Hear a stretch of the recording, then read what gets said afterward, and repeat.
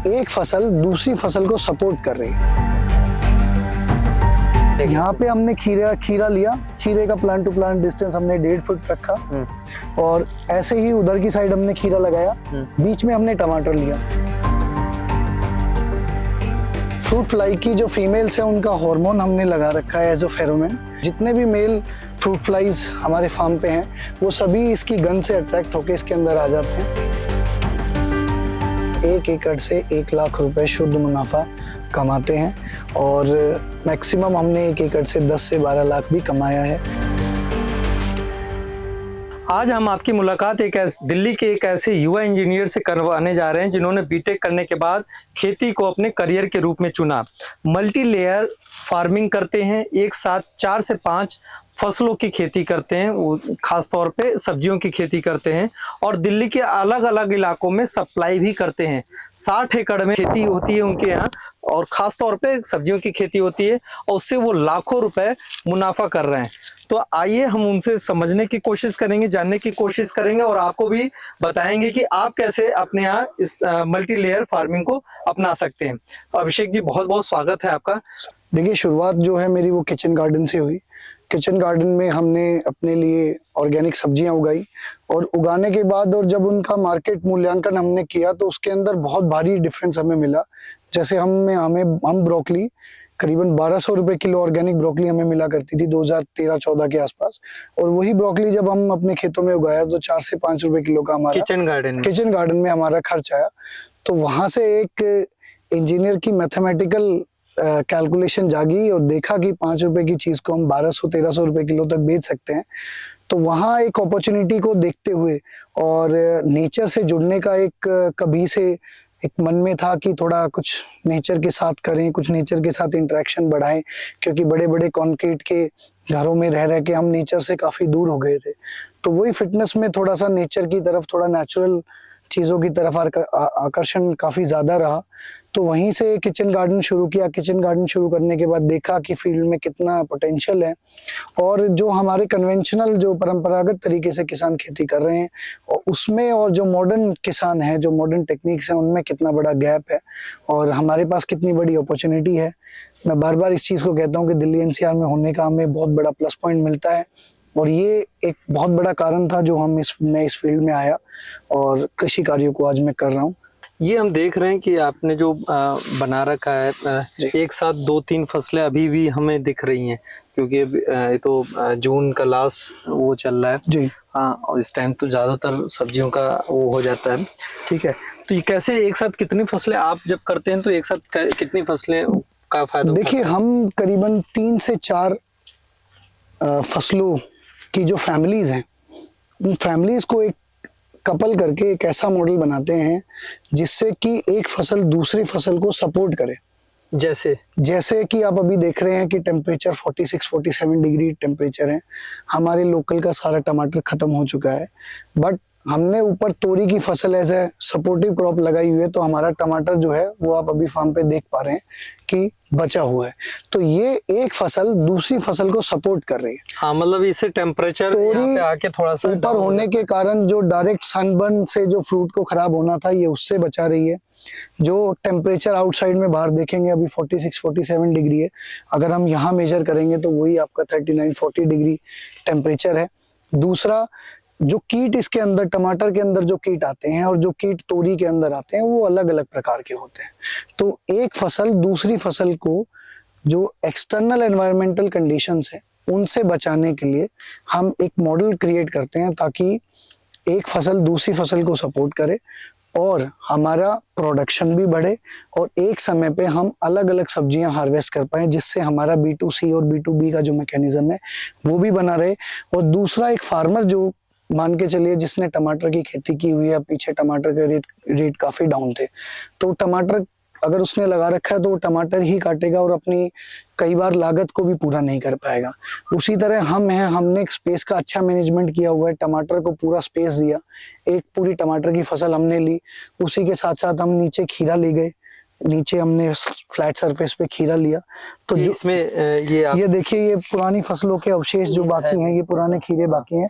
तो यहाँ पे आप खीरा ले गए यहाँ थे। पे हमने खीरा लिया। खीरे का प्लांट टू प्लांट डिस्टेंस हमने 1.5 फुट रखा और ऐसे ही उधर की साइड हमने खीरा लगाया, बीच में हमने टमाटर लिया। देखिए खीरे का चुनाव करने के पीछे सबसे बड़ा कारण क्या था कि खीरा एक 50 दिन के अंदर खत्म होने वाली फसल है। उसके कितने डिस्टेंस में आपने ये देखिए ये 1.5 फीट का डिस्टेंस है। ठीक है, ये डिस्टेंस जो है दो खीरे की सीड की दो खीरे की सीड में 1.5 फीट का डिस्टेंस है। 1.5 और फिर खीरे और टमाटर में आप देखेंगे तो ये हमने एक ट्रायंगल शेप में हमने इसको लगाया हुआ है और ये यहाँ से प्लांट टू प्लांट डिस्टेंस जो है वो करीबन 1 फीट से ज्यादा है। खीरा जो है वो सरफेस पे फैलेगा। टमाटर को हम तार की मदद से हम इसको स्टैक करके स्टैकिंग पे ले जाएंगे, जिससे कि नीचे फैलने वाले खीरे को टमाटर से कोई परेशानी नहीं होगी और टमाटर को भी खीरे से कोई परेशानी नहीं होगी। तो ये देखिए हम पूरे खेत को स्पेस मैनेज कर रहे हैं। देखिए बेल वर्गीय फसलें गर्मी की फसल होती हैं, जितना हाई टेम्परेचर हाई सनलाइट होती है उनके लिए वो उतना ही अच्छा होता है। पर वहीं जब हम टमाटर को देखें तो टमाटर के लिए वो बिल्कुल अच्छा नहीं होता। टमाटर की फसल को नुकसान अलग अलग बीमारियां उसके अंदर करता है। तो ये देखिए एक फसल को हमने ले लिया। अब किसान क्या करता है, या तो वो खीरे की फसल लेता, उसको फिर दोबारा जुताई और अपना जो खेत के कृषि कार्य हैं वो करने पड़ते, तो उसका खर्च बढ़ता। अब हम साल में एक ही बार बेड बनाते हैं, एक ही बार खेत में ट्रैक्टर चलाते हैं, जिससे कि हम टिलिंग कम करते हैं और वातावरण में कार्बन का जो बढ़ता है, जो बार बार टिलिंग करने से जो सॉइल की माइक्रोबायोलॉजी है वो भी डिस्टर्ब होती है और जो सॉइल से जो कार्बन है वो भी ऊपर की तरफ उठता है।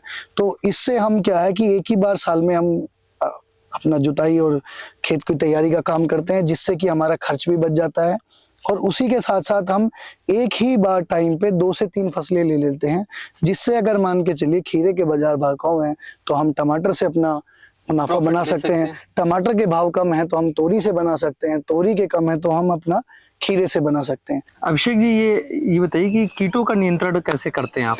देखिए कन्वेंशनल फार्मिंग में किसान जो है वो केमिकल्स का प्रयोग करते हैं अलग अलग कीट के प्रबंधन के लिए। हम यहाँ पे फेरोमोन ट्रैप्स, स्टिकी ट्रैप्स इनका यूज करते हैं और कुछ मित्र फफूंद जिसको बायोफंजीसाइड्स बोलते हैं, बायो इंसेक्टिसाइड्स बोलते हैं, उनका प्रयोग करके हम जैसे कि अब आइए मैं आपको दिखाता हूँ।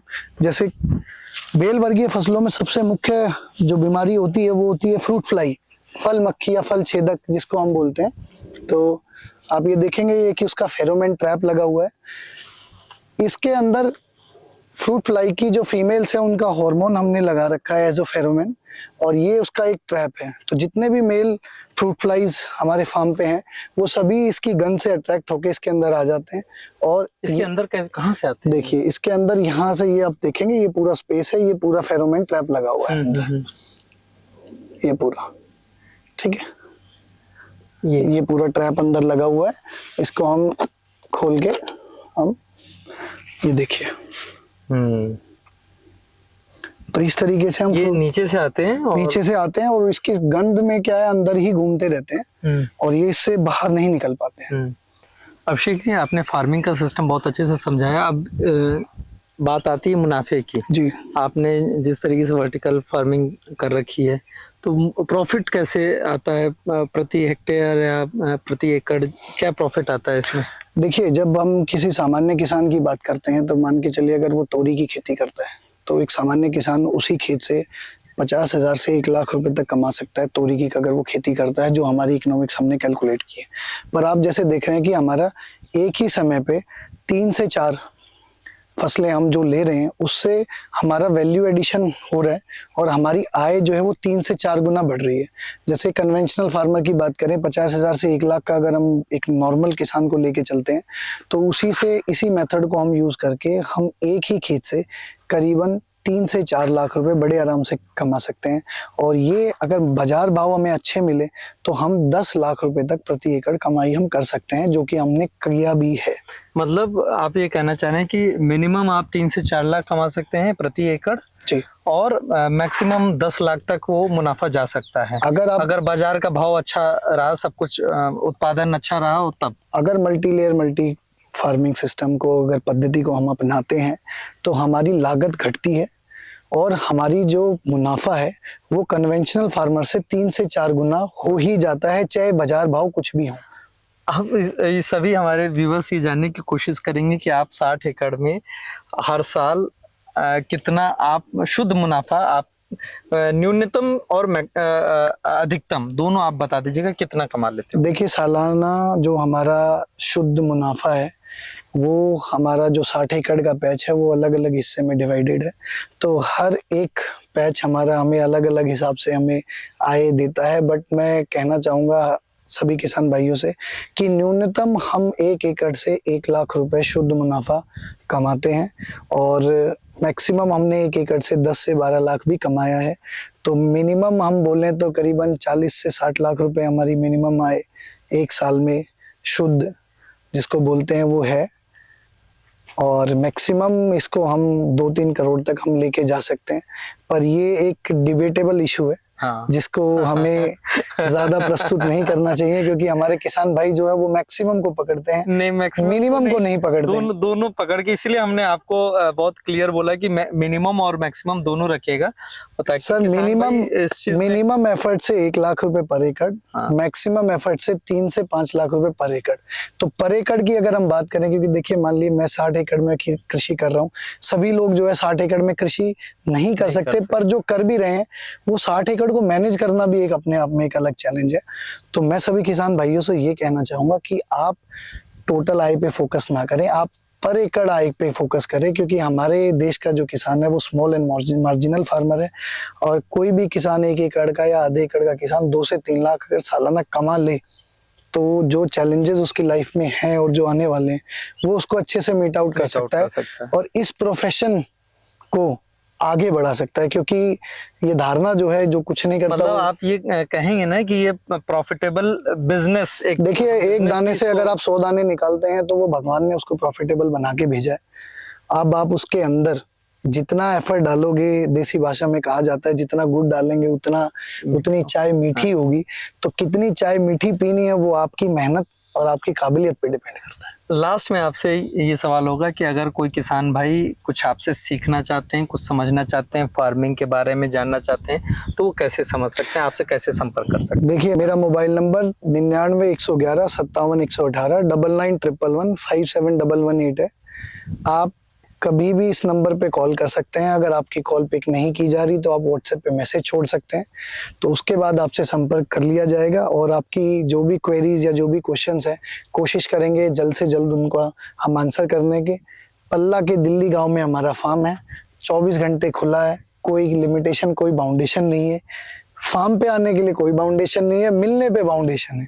अगर आप मुझसे मिलना चाह रहे हैं, मेरे फार्म पे आना चाह रहे हैं, तो मुझे 1 से 2 दिन पहले संपर्क करें, और बिल्कुल आप मेरे फार्म पे आ सकते हैं। हम किस तरीके से इस मॉडल को हमने सक्सेस बनाया, कैसे हम कर रहे हैं, वो हम आपको यहाँ लाइव भी दिखा सकते हैं और आमने सामने बैठ के चर्चा भी हो सकती है। तो देखा आपने, अभिषेक ने बहुत ही कम शब्दों में ये बता दिया है कि खेती किसानी एक प्रॉफिटेबल बिजनेस है।